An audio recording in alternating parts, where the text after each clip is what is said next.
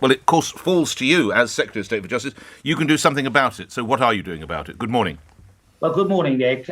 Indeed, I have a power to order or to ask the parole board rather, to reconsider the decision that they've made. Now, that power relates to particularly restricted grounds as to whether I or the Secretary of State holding my office would think that the parole board had acted unreasonably or irrationally. I've looked at this carefully, taken the fullest advice, and have decided in these circumstances to refer the matter back to the parole board for their reconsideration. What's the timeline on that, Secretary of State? How long will this take? Well, it's very much a matter for them. I've acted within the 21-day period that I'm given in order to ask for reconsideration. It's now for the board themselves to consider all the issues.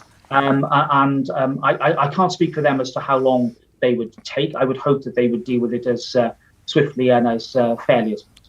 Of course, this plays in to the role of the probation service, and I understand that you and your colleagues are working to review that as well.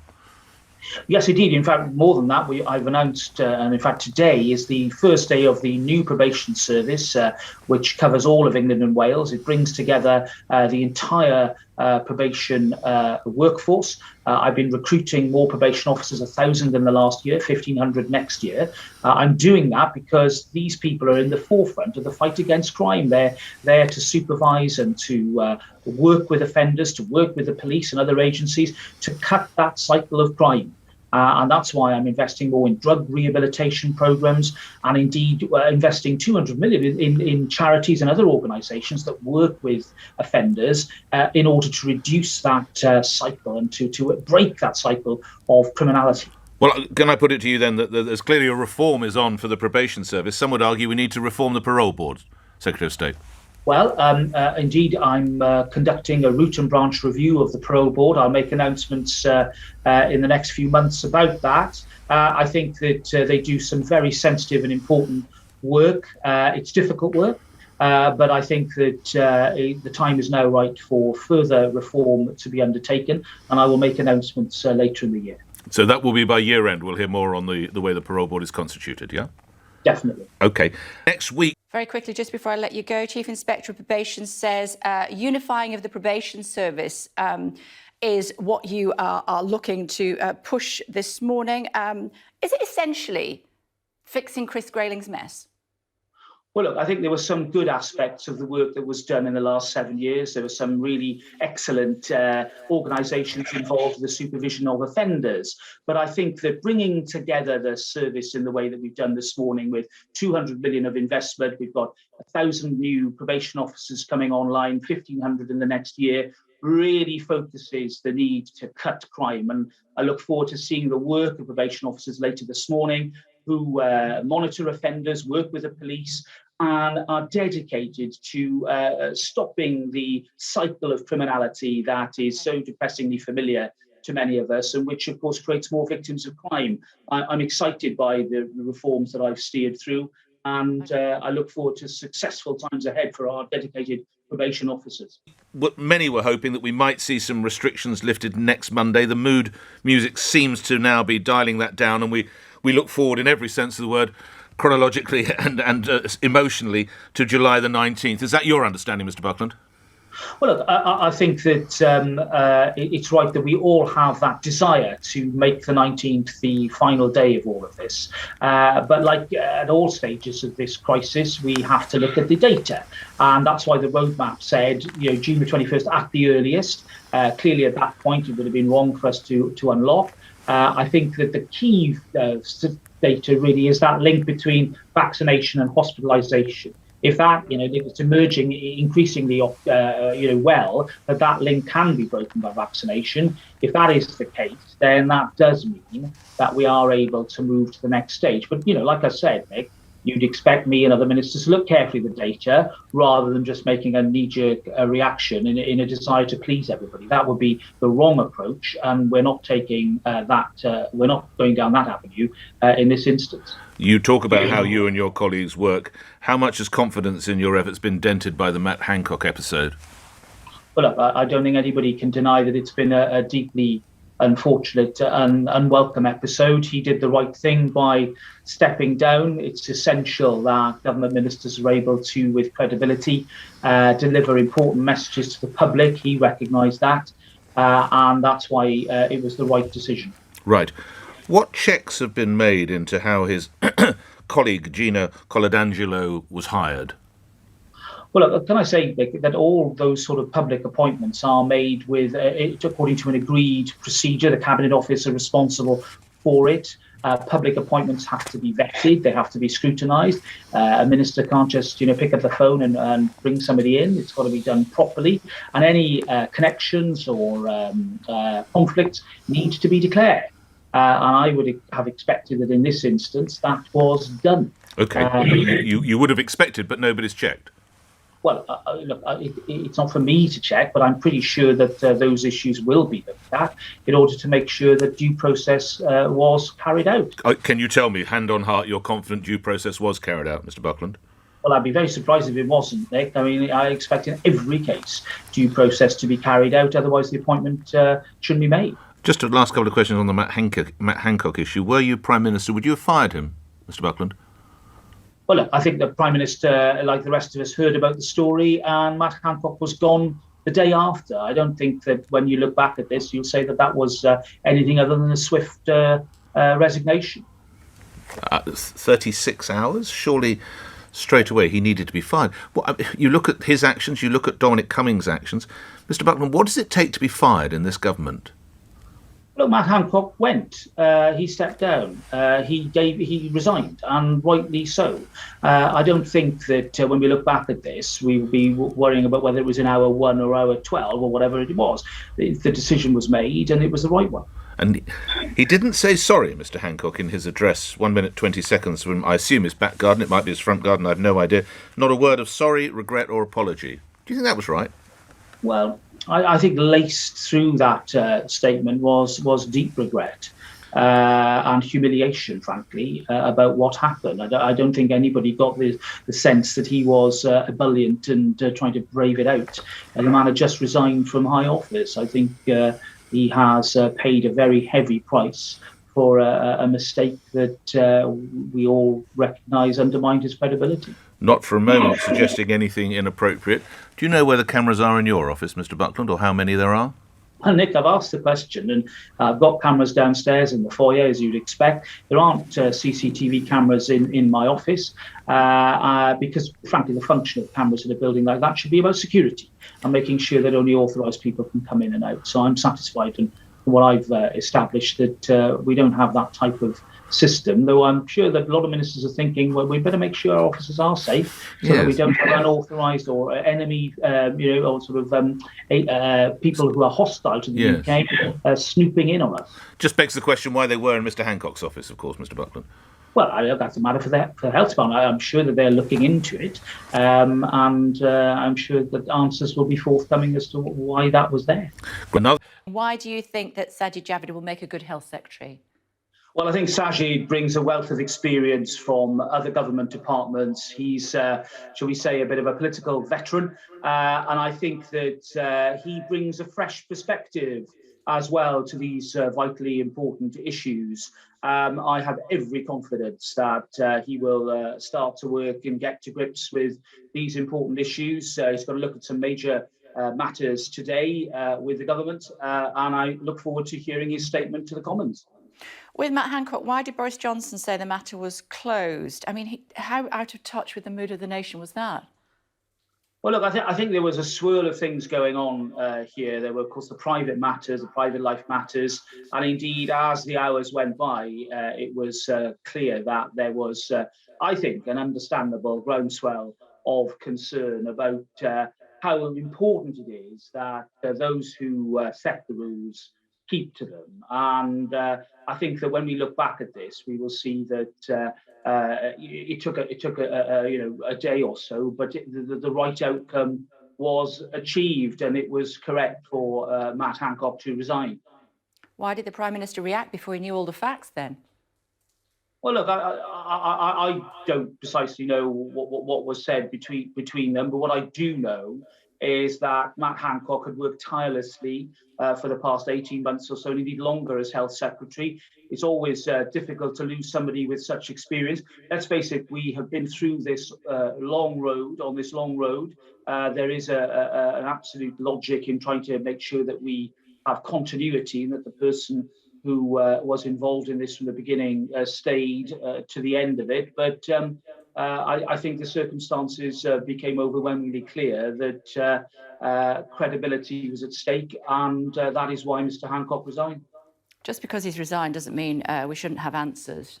Labour has called for the release of all documents related to Gina Coladangelo's employment at the Department of Health. Would you back that?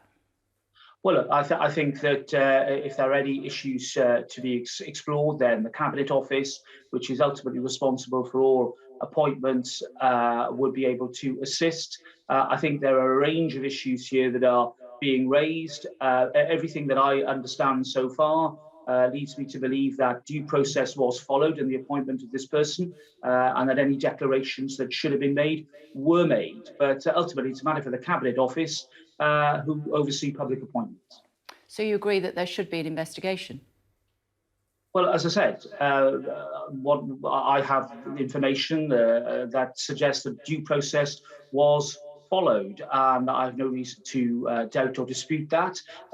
Public appointments have to be evidenced very carefully. It's not just somebody picking up the phone on a whim. It has to be done properly, and I would expect that in this case, like in every other case, due process was followed. So what information do you have about when they started their relationship, given that she was employed by the Department of Health last September? We have to believe that they weren't in a relationship then, otherwise it would be against the rules. Some of the morning's papers are suggesting that there were rumours about their relationship some 2 years ago. You're confident that their relationship only started in May? Well, okay, I don't know. I mean, well, you said that you did know, so that's why I'm asking you, Mr. Buckland. No. You said you don't think that any rules have been broken, so I'm asking you to underline why you think that is. What I said was that I'm confident the due process was followed and that declarations were made. As to when the relationship began, I'm afraid I don't know. But these processes aren't, as I say, the whim of one person. They have to be checked and double checked by others who know the rules. And through that process, declarations should be made about any personal connection. That is clearly understood by everybody involved, or should be. But Kate, as to when their relationship started, I'm afraid I don't have that information. But you acknowledge that that's all important. Well, look, I think it's really important in public life that if there are connections, they should be declared. That's common in not just in public life, but in all walks of life. And I would expect that this would be no exception. And what if there haven't been?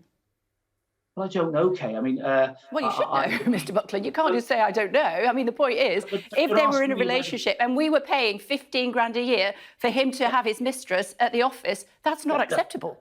No. If declarations weren't made, then clearly that is highly irregular and inappropriate. But what I was saying was that, trying to answer your questions about the fact, I don't know precisely when the relationship began, but what I would expect is that declarations should be made if indeed there was that degree of connection at the time. Understood. Using a private email address to conduct government business, basically doing it in secret, that's against the rules, isn't it? Yeah, I mean, we should use government emails. I think that's very clear. I think that even if other emails were used, perhaps in an emergency or in a rush, then there should be a way of collating that information should it be needed in future. I think it's much simpler to just use the government system, and then everybody knows where the data is stored. But as I said, sometimes in an emergency, perhaps another email address has to be used if a device isn't to hand. But the key there is retention and making sure that that information is available for anybody else to look at if there was further scrutiny. So what's your view on the fact that that's not what the former Health Secretary did? Again, I think the Cabinet Office, if they're asked to look at this, they probably will need to satisfy themselves that if that was the case, then the material is available. I think it's really important, not just from a historical point of view, but from a public accountability point of view, that all data appropriately disclosable is available. And that's why I think it's wise to use government systems so that that material is much more easily retrievable. And foolhardy not to. Well, we went through some pretty extraordinary times, Kay. I mean, there were emergency situations that had to be dealt with very readily and very quickly. And sometimes, if a device isn't to hand, then a message has to be conveyed speedily. I think the important thing is that if that is done, then attention must be drawn to the need to make sure that that information is in a retrievable form. Would you do it, sir? Well, look, I use government email. I use government systems. I always use due process. I think it's important that we do that.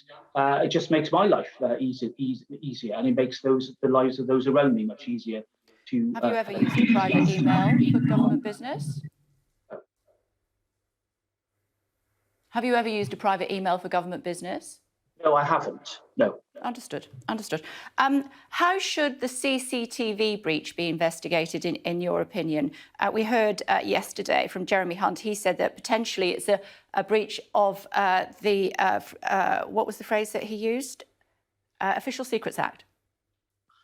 Well, look, I think that there is an important principle here about the need for ministers and civil servants who often are handling very sensitive material and information to have a safe space within which to work. Now, I accept that CCTV is a factor of all our daily lives. We're probably being filmed in all sorts of places as we go about our lawful business. But I do think that there is a wider issue here of concern that we should all satisfy ourselves about, that there isn't inappropriate coverage being taken of sensitive matters that could be used in a way by those who wish us ill, other unfriendly governments or other people who do not have the interests of our country at heart. And that's why I think Jeremy is right to raise these issues. The specific case, I think it'd be rather wrong of me to comment as to whether it would have been a breach of official secrets. I think that clearly a general principle it has been raised here,